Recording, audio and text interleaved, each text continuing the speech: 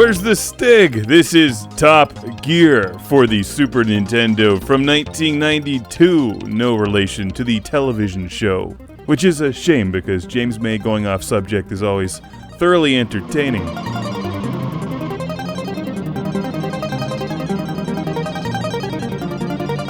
But so is this game, but for different reasons. It's just an awesome driving game. Reminds me a lot of Rad Racer on the NES. Pretty simple, straightforward game actually. You're racing your way from essentially the back of a group of cars to the front. Whoa, don't run into things. Well, at least your car doesn't explode. To keep the game interesting, you're racing against a computer opponent who's like your nemesis. In every race, he's always right up in your face, getting in your way, making you crash into him, slowing you down, and this is a lot like the first Mario Kart in a way, because if you can keep your speed going gradually up over time and in Top Gear, you'll go really fast and get a substantial lead over the other cars. But if you crash into anything, while you don't explode into a fireball, it does set you back quite a bit. And the game is tricky because of that. There's a number of courses, you drive all over the world, and I love the word balloons that pop up. It adds a nice touch to the game. They could use that in some of the more serious racers, like Gran Turismo, with smart-ass little comments, like, you could set a Top Gear cartridge aside for 6 billion years until it would actually evolve into a creature which would then invent Gran Turismo 5, and it would still arrive faster than the Gran Turismo 5 being developed in this universe by humans.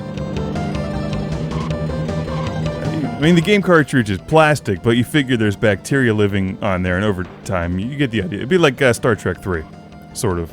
Anyway, back to this game. It basically don't run into things. If you don't run into things, you go faster, and then you win. In this race, you're driving in Los Angeles. Obviously, the designers never visited any of the cities featured in this game. In LA, you would just be sitting there in traffic forever. In this race, we're driving in New York.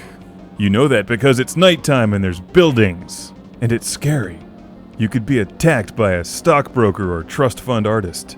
You want to finish the race in one of the top spots, and then you move on to the next race. Once you finish a series of races, you then move on to the next continent or country. After we clear the races in the US, we're going to South America. But first, we've got to win a race in San Francisco. The designers do a nice job of giving you the global race feel by putting landmarks in the background like the Golden Gate Bridge and Parliament and Big Ben in London. Now you have to stay on the racetrack. If I was really driving in London, I would head straight to Ye Old Cheshire Cheese, get out of the car, order a Samuel Smith, and sit there at the bar talking about video games and pinball all day.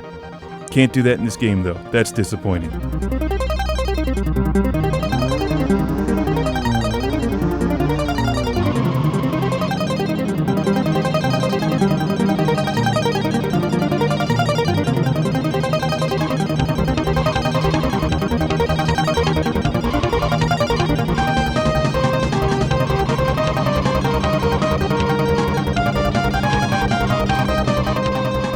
I don't know whether to dance or drive. The music in Top Gear is that good.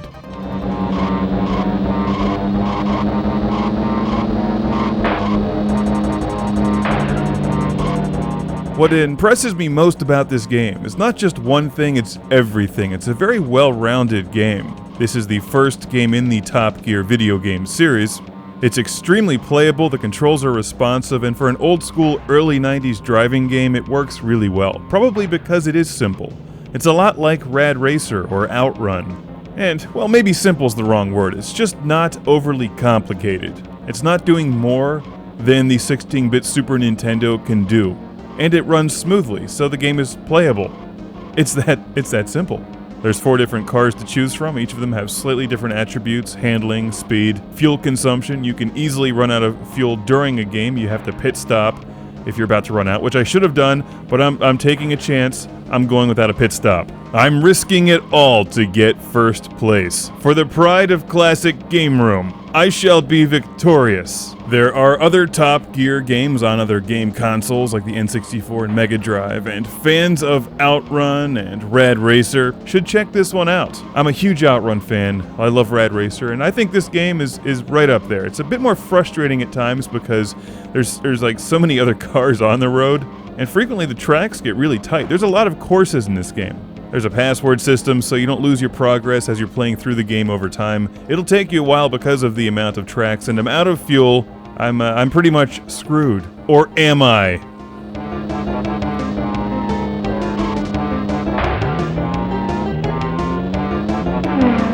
That's how you win a race. Even if I only came in second, because of the awesomeness of that particular finish, I'm a winner. And by default, that makes all of you winners.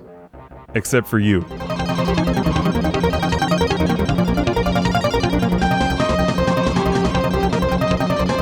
And hey, a special thanks to Frank in California for donating this game. As a broad statement, any game that's already a playable, fun game that allows me to assign the name Truxton as a player name is a fun, playable game to own in my book. That says absolutely nothing. Except that Truxton should be a celebrity interview on an upcoming Top Gear.